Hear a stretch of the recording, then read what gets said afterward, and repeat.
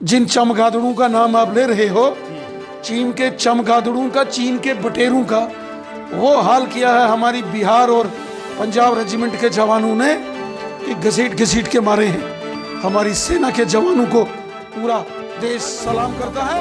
हमारे वीर योद्धा। बात करेंगे जिस तरह से अभी एक बड़ा ही प्रोपागंडा टाइप जो है ये फैला हुआ है कि यहाँ पर आपने भी देखा होगा कई सोशल मीडिया पे ये कि टेररिस्ट की जो फैमिलीज़ हैं उन्हें जो है स्कॉलरशिप स्कीम जो है वो दी जाएगी।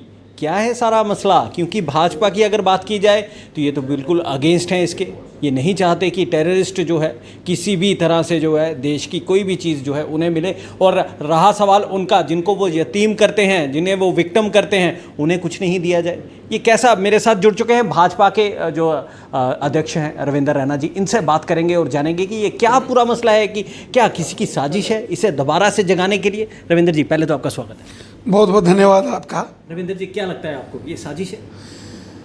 2008 में जब जम्मू कश्मीर में नेशनल कॉन्फ्रेंस और कांग्रेस की सरकार थी और दिल्ली के अंदर सोनिया गांधी की सरकार थी, कांग्रेस के होम मिनिस्टर थे, उस वक्त सोनिया गांधी की सहमति से, दिल्ली में कांग्रेस के होम मिनिस्टर की सहमति से, जम्मू कश्मीर में नेशनल कॉन्फ्रेंस और कांग्रेस की सरकार ने एक ऐसी पॉलिसी बनाई थी जिसमें आतंकवादियों के लिए, उनके परिवारजनों के लिए स्कॉलरशिप दी जाने के प्रोविजंस रखे थे। और 2008 में उसका भारी विरोध भारतीय जनता पार्टी ने किया था। ना हमारी तब दिल्ली में सरकार थी, ना जम्मू कश्मीर में सरकार थी, लेकिन कांग्रेस और नेशनल कॉन्फ्रेंस की उस स्कॉलरशिप स्कीम का भारतीय जनता पार्टी ने जबरदस्त विरोध किया था। और उसके बाद चूंकि दोबारा जब चुनाव हुए तो कांग्रेस दोबारा केंद्र में सत्ता में आई, तो कांग्रेस वो आतंकवादी और उनके परिवारों को वो स्कॉलरशिप देती थी जम्मू कश्मीर के अंदर। लेकिन जब यहाँ गवर्नर रूल लगा, धारा 370 समाप्त हो गई, वो सारे आयाम निरस्त कर दिए गए। अब जम्मू कश्मीर में ऐसी कोई पॉलिसी नहीं है जिसके तहत आतंकवादियों के परिजनों को कोई स्कॉलरशिप हो। आतंकवादियों को किस प्रकार की स्कॉलरशिप?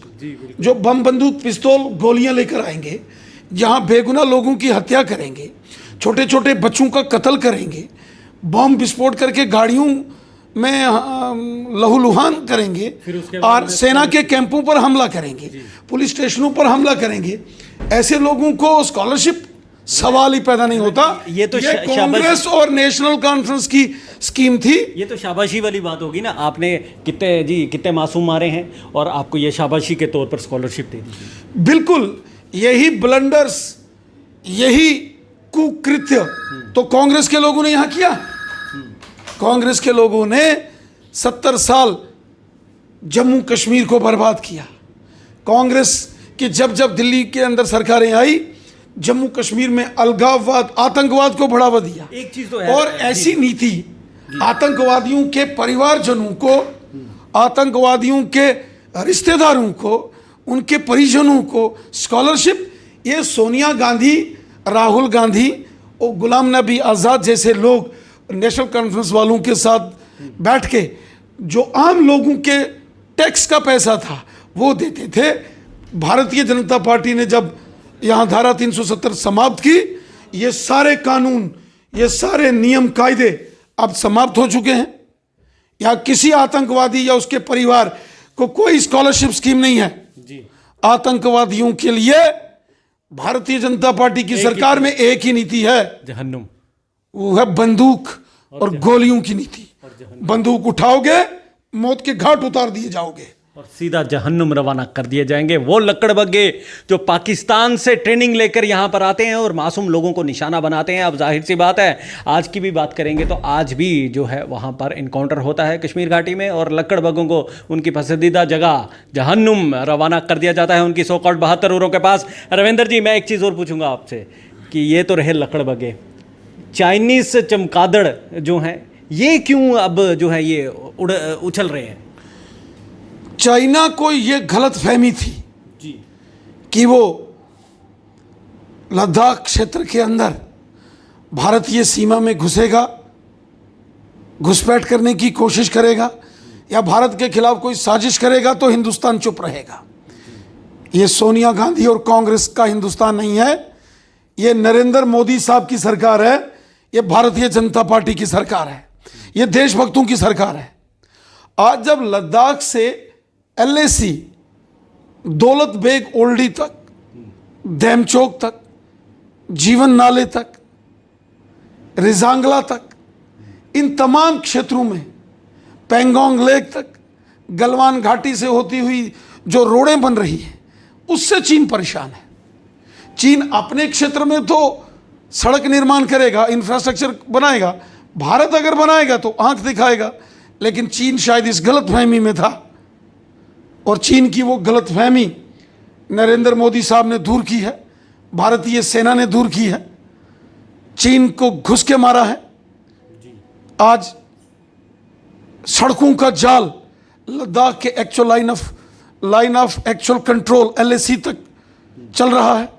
जो दौलत बेग ओल्डी है, DBO, वहां से कोराकोरम हाईवे जो चीन गिलगित बल्टिस्तान से होकर पाकिस्तान के ग्वादर पोर्ट बंदरगाह तक उसने बनाया है, CPEC, उसका कंट्रोल वहां से किया जा सकता है।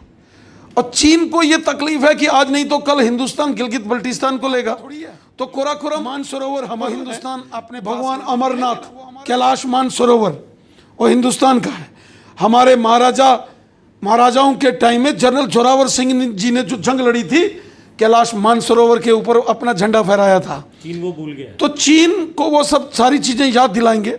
चीन को ये तकलीफ हो रही है कि हिंदुस्तान आज मजबूत क्यों हो रहा है, हिंदुस्तान की आर्मी, हिंदुस्तान की फौज, हिंदुस्तान का डिफेंस, हिंदुस्तान ने फुक्चे में, दौलत बेग ओल्डी में एयरपोर्ट्स बना लिए हैं। हमारे एडवांस लैंडिंग जेट फाइटर्स उतर सकते हैं बिल्कुल LOC के नज़दीक, LAC जो चाइना बॉर्डर के साथ है। और जो ईस्टर्न लद्दाख है जिसको अक्साई चीन कहते हैं, वो भारत का हिस्सा है, वो हम लेंगे। तो चीन को अब ये लगना शुरू हो गया है कि उसकी उल्टी गिनती शुरू है, इसलिए वो छटपटा रहा है। और जिस तरीके से भारत ने ये कहा है कि भाई चीन ने बहुत सारे देशों पर गैरकानूनी कब्जा किया है, तिब्बत अलग से देश है, चीन का नाजायज कब्जा है तिब्बत के ऊपर। ताइवान एक इंडिपेंडेंट कंट्री है, चीन का नाजायज कब्जा है। हांगकांग अलग से इंडिपेंडेंट कंट्री है, चीन का नाजायज कब्जा है। ये तीनों मुल्कों को हम इंडिपेंडेंट करवाएंगे, चीन से आज़ादी दिलवाएंगे। ताइवान भी अलग मुल्क है, हांगकांग भी अलग मुल्क है, तिब्बत भी अलग मुल्क है। और मानसरोवर तो हिंदुस्तान का है, गिलगित बल्टिस्तान हिंदुस्तान का है, POJK हिंदुस्तान का है, शक्साम वैली हिंदुस्तान की है, अक्साई चीन हिंदुस्तान का है, ये हम लेंगे। और चीन को ये पता है ये नरेंद्र मोदी साहब की BJP की सरकार है, इसमें हर दिन हर रोज हिंदुस्तान मजबूत होता जा रहा है, इसलिए उसको छटपटाहट है। आंख से आंख मिलाकर आज हिंदुस्तान बात कर रहा है। और गलवान घाटी के अंदर जो हुआ, हमारे वीरों ने चीनियों को घसीट के बिल्कुल बिल्कुल। रविंदर जी, आखिरी सवाल, अभी भी कश्मीर घाटी की अगर बात की जाए, वहाँ के जो पॉलिटिकल लीडर्स हैं वो अभी भी 370 के सपने लेते जा रहे हैं। वो क्या मतलब कि क्या सोच रहे हैं कि 370 वापस आएगा? ये मुंगेरी लाल के हसीन सपने हैं जो कभी पूरे नहीं होंगे। जम्मू कश्मीर अब यूनियन टेरिटरी है, लद्दाख अलग से यूनियन टेरिटरी है, और हमारा अगला टारगेट गिलगित बल्टिस्तान और पाकिस्तान के कब्जे वाला जम्मू कश्मीर है, उसको हम लेंगे।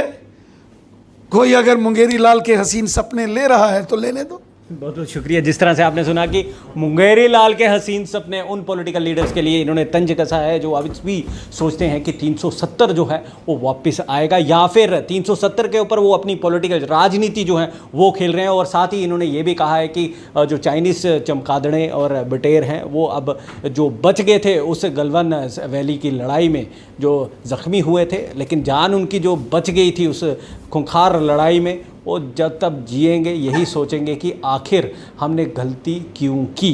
इसी के साथ मुझे यानी नगेंद्र जोबाल को इस समय आप यहाँ से दीजिए इजाज़त। शुक्रिया।